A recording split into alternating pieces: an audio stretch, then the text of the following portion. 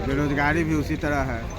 अच्छा खासा देखिए कि लड़का सबको मेरिट है लेकिन सर्विस नहीं हो रहा है, सब बेरोजगार घूम रहा है। जन स्वराज का क्या लग रहा है? नहीं, वैसा कोई उसका हल्ला नहीं है। मान लीजिए अब फिर धरातल पर उतर करके काम करेंगे प्रशांत किशोर, तब क्या कहिएगा? मौका दीजिएगा? काहे नहीं देंगे?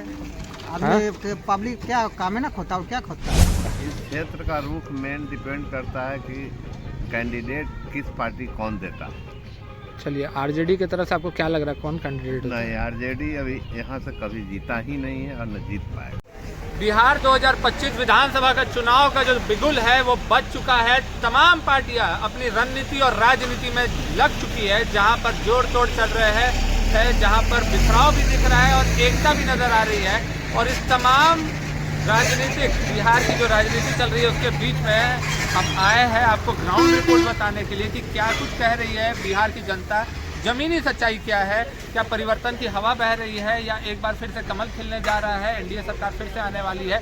नमस्कार, मैं हूं फलक सिंह और आप देखना शुरू कर चुके हैं आगाज एक्सप्रेस। आज हम मौजूद है पटना सिटी के मेहंदीपुर एरिया में, जहां पर हम लोग जनता से समझते हैं कि जो जनता के लिए जो सबसे ताकत जो रहता है जनता के पास वो रहता है वोट की ताकत। वो वोट की ताकत किस तरीके से इस्तेमाल करने जा रही है या कमल खिलेगा या लालटेन जलेगा या जन स्वराज की जो आंधी आई है, जिस तरीके से जन स्वराज अपनी छवि दिखाते हुए और जनता के लिए काम करने का जो दावा कर रही है, तो किसके तरफ जनता जाने वाली है आइए हम लोग पटना सिटी के आवाम से समझते हैं।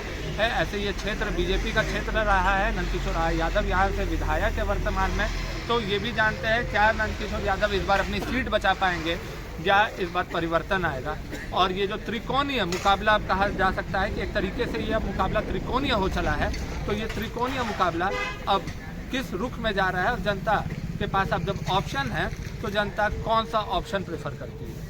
क्या लग रहा है इस बार बिहार में फिर से कमल खिलेगा या लालटेन आएगा या जन स्वराज प्रशांत किशोर की पार्टी जो है वो बाजी मार जाएगी? तो जनता पर निर्भर करता है। पटना सिटी में क्या माहौल चल रहा है, क्या लगता है? जनता पे तो निर्भर आप भी जनता ही है। पटना सिटी में तो कमल का ज़्यादा प्रभाव है। कमल का ज़्यादा प्रभाव है। जी हाँ। तो तेजस्वी जी एक तरफ से युवा नेता है, उनका भी बहुत बड़ा दावा आ रहा है। उनका भी एक बार चांस देना चाहिए जनता को कि ना, युवा है जनता जो कुछ अलग तरह के काम किया कर सकते हैं। तो जन स्वराज पार्टी के बारे में क्या कहिएगा? जन स्वराज पार्टी के बारे में उतना तो हमको जानकारी नहीं है। अगर वो उम्मीदवार खड़ा करता है जन स्वराज यहाँ से तो जनता जाएगी उनके साथ? अब जनता पर निर्भर करता है। जनता पर निर्भर करता है। तो परिवर्तन होना चाहिए कि नहीं होना चाहिए? परिवर्तन तो बहुत जरूरी है। परिवर्तन जरूरी है। जी। तो सीएम के कुर्सी पे इस बार किसको देखना चाहिएगा? नई बार में तेजस्वी जी को देखना चाहते हैं। तेजस्वी जी को देखना चाहते हैं। चलिए, पटना सिटी के आप रहने वाले हैं, लिट्टी विट्टी बनता रहता है आपके यहाँ, जरा दिखा देते हैं हम दर्शकों को किस तरीके से लिट्टी और मछली बना रहे हैं। या लिट्टी और मछली। सही बात। भैया ये बताइए कि इस बार बिहार की जनता या कहे पटना सिटी के जो आवाम है वो किसके साथ जाएगी? एनडीए के साथ कि आरजेडी की जन स्वराज जो नई पार्टी आई है? पूरे बिहार में आरजेडी आएगा। पूरे बिहार में आरजेडी आएगा, परिवर्तन होगा।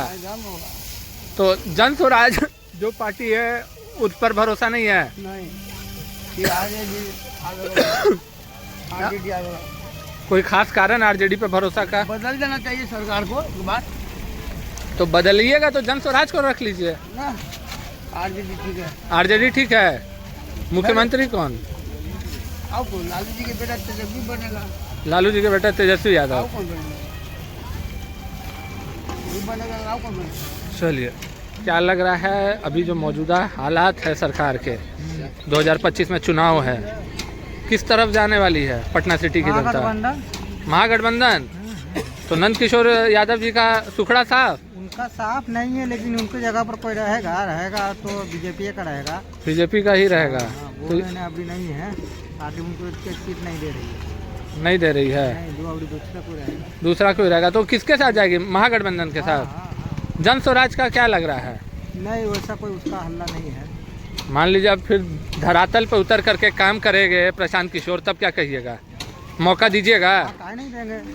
आदमी पब्लिक क्या काम है ना खोता, और क्या खोता? काम खोजता है, पर इस बार परिवर्तन चाहिए। परिवर्तन चाहिए। परिवर्तन ही परिवर्तन चाहिए। चलिए 2025 बिहार विधानसभा चुनाव अब सामने है। क्या लग रहा है, एनडीए बाजी मारेगी, फिर से कमल खिलेगा, नीतीश कुमार कुर्सी पे बैठेंगे, या आरजेडी आ रहा है, या तीसरा विकल्प भी आ चुका है जन स्वराज? किसके साथ जाएगी जनता पटना सिटी की? जहाँ तक मेरा उम्मीद है कि पटना सिटी का जनता इस बार बीजेपी के साथ जाएगा। बीजेपी के साथ जाएगा? पिछले बार भी तो बीजेपी के साथ ही था। नहीं, इस बार तो निश्चित है कि बीजेपी के साथ। कारण ऐसा? कारण है क्योंकि अब कोई वैसा पार्टी नहीं दिख रहा है जो कि प्रोग्रेस पर ध्यान दे। प्रोग्रेस पर ध्यान दे। बेरोजगारी भी उसी तरह है। अच्छा खासा देखिए कि लड़का सबको मेरिट है लेकिन सर्विस नहीं हो रहा है, सब बेरोजगार घूम रहा है। मेरीन ड्राइव बनाने से या कुछ बनाने से अच्छा तो बेरोजगारी का समस्या हल नहीं हो रहा है।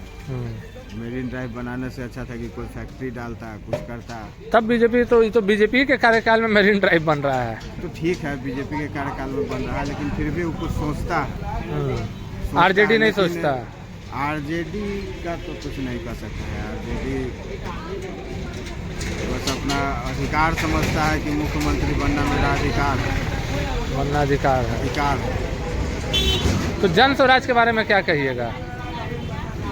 जन स्वराज के बारे में तो अभी फिलहाल हम कुछ नहीं कर सकते। अभी काम करना पड़ेगा, मेहनत करना पड़ेगा। करना होगा। मेहनत करेगा तो जनता मौका देगी। जन स्वराज को हमको लगता है कि बहुत आदमी जानता भी नहीं होगा। जी, नया पार्टी आया है, उसको तो बहुत आदमी अभी जानता। काम करना है, जमीनी काम करना पड़ेगा। जमीनी काम करना होगा, तब थोड़ा लाइट में आएगा, तब हो सकता है जनता मौका दे। आगे भविष्य में हो सकता है कि चांस। इस चुनाव में पर कठिन है रहा। हाँ। नाम क्या आपका? नाम क्या है? मेरा नाम ऋषिकेश हुआ। ऋषिकेश जी, बताइए पटना सिटी का जो जनता है इस बार किसको ताज पे बैठाएगा? नीतीश कुमार की अब फिर लग रहा है कि परिवर्तन होगा? अब तो नीतीश जी रिटायर होने लायक हो गए हैं। रिटायर होने लायक हो गए हैं। ताकि देख रहे हैं कि इतना पेपर लीक हो रहा है, इतना मतलब सब ठीक बात नहीं ना है। नहीं। इतना उम्मीद लगा करके कोई भी आदमी तैयारी करता है, उनको हरास किया जाता है, इतना लोग सुसाइड कर रहा है, ये सब कहाँ जाएगा? किसको वोट देगा? हम लोग नीतीश के तो नहीं है, फेवर में है। तो इस बार किसके फेवर में जाइएगा तब? इस बार तो अगर देखिए बीजेपी अगर लड़ेगी अलग चुनाव, तो फेवर करेंगे। अलग तो नहीं लड़ने जा रही है, एनडीए साथ ही में लड़ेगा। अभी है, नहीं तो फिर आरजेडी के देंगे। आरजेडी महागठबंधन। तो जन स्वराज को मौका मिलेगा इस चुनाव में? वो भी ठीक ही कर रहे हैं। अब देखिए, आपके लिए तो बीपीएससी का आपने बात उठाया, बीपीएससी के लिए तो प्रशांत किशोर ने आमरण अनशन किया, धरना पे बैठे, हॉस्पिटलाइज हुए, जेल गए। हाँ, वो तो सारा चीज है ही। अभी लग रहा है कि उनका भी नहीं बनेगा, मगर उम्मीद है कि आरजेडी मतलब आगे निकालेगी। आगे निकालेगा आरजेडी। नाम बताइए सर अपना। मेरा नाम लल्लू सिंह। सर, क्या लग रहा है इस बार जो विधानसभा चुनाव है 2025 में, तो किस तरफ जनता का रुख जाएगा? पटना सिटी का आवाम जो है किस तरफ जाएगा? इस क्षेत्र का रुख मेन डिपेंड करता है कि कैंडिडेट किस पार्टी कौन देता। चलिए, आरजेडी की तरफ से आपको क्या लग रहा है, कौन कैंडिडेट? नहीं, आरजेडी अभी यहाँ से कभी जीता ही नहीं है और न जीत पाएगा। महागठबंधन नहीं जीत पाएगा। जीतेगा तो एनडीए ही। नंद किशोर यादव जी। नंद किशोर यादव को टिकट मिलेगा तो थोड़ा लफड़ा है, अगर उसको चेंज करेगा वही चुनाव। तो जन स्वराज के बारे में क्या कहना है? नई पार्टी है, साफ छवि की पार्टी है। नई पार्टी है, उसका कोई इधर अता पता नहीं। इस क्षेत्र में अता पता नहीं है। जमीनी काम अभी बहुत करना है हमको। अभी जमीन पर वो है नहीं। हाँ, मैंने क्षेत्र का दौरा जैसे होता है ना, क्षेत्र है, इस क्षेत्र का दौरा भी उन्होंने नहीं किया है। तो क्षेत्र का जब दौरा करेंगे, अपनी बात रखेंगे, तब न पता चलेगा। सही बात है। आज चूँकि जहाँ तक आरजेडी का प्रश्न है जी, आरजेडी माई समीकरण लेकर बर्बाद है। पर अब तो A to Z, अब तो तेजस्वी जी को नेतृत्व मिल गया है। मिल तो गया है, लेकिन अपने ट्रैक से वो हटा नहीं आज, वहीं पर है, MAY पर। अब आप देख रहे हैं कि हिंदुस्तान किस ओर जा रहा है। हाँ, हिंदू एक वन साइडेड और मुसलमान वन साइडेड हो रहा है। हाँ तो असर तो पड़ रहा हो रहा है। तो यही तो तथ्य है। बीजेपी यहाँ से निकाल लेगा सीट। बिल्कुल। पर नंद किशोर यादव को मिला तब लफड़ा फंस सकता है। हाँ खुश नहीं है लग रहा जनता उनसे। हाँ, जनता इसलिए कि चूंकि 5 बार से चुनाव जीते हैं, इनका उम्र अधिक हो गया है। उम्र के ये कारण नौजवान लड़का कोई चाहिए यहाँ से एनडीए की तरफ हाँ से। एनडीए के जैसे संतोष मेहता वगैरह को टिकट मिलेगा दीजिए। जी तो जन स्वराज टक्कर देगा अगर चुनावी मैदान में अगर उतारता है उम्मीदवार। इधर भाई हम खास करके इधर हम देख रहे हैं उनका कोई अता पता नहीं। मतलब अभी जमीनी काम अभी करना पड़ेगा। पढ़ना पड़ेगा। जब इधर आएंगे वो अपना बात रखेंगे, जनता प्रभावित होगा, स्टूडेंट प्रभावित होगा, तब ना कुछ तब रखेगा। अभी कोई नहीं चिन्ह रहा है उनको अभी कोई नहीं इधर नहीं चिन्ह रहा। ऐसे तो हम रोज पेपर में देख रहे हैं। बूढ़ा बुजुर्ग हो चाहे बच्चा हो चाहे सियाना, कोई नहीं उनको जानता कि कौन क्या जन सलाह आखिर गुमायती करेंगे तो ना। चलिए देखिए, जैसा कि आपने सुना और देखा साफ तौर पर जो एक परिवर्तन की हवा है और जो लहर है और जनता के बीच में थोड़ा आक्रोश भी नजर आया है मौजूदा एनडीए सरकार को लेकर के। पर तभी भी उम्मीद है कि पटना सिटी में एनडीए ही आएगा। और जहां तक बात करें जन स्वराज की, तो जो आवाम का कहना है कि अभी उन्हें खासा मेहनत करनी पड़ेगी, लोगों के बीच में उतरना पड़ेगा, लोगों तक अपनी जो बातें हैं वो पहुंचानी पड़ेगी और जनता पर क्या प्रभाव पड़ता है उनके बयानों का, उनके वादों का, ये भी एक बहुत बड़ा सवाल है।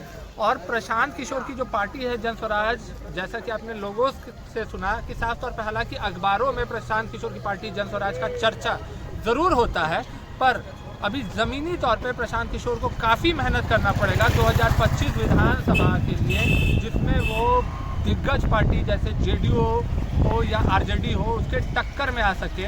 अभी जन स्वराज के लिए राह जो है बहुत ही कठिन दिखाई दे रही है।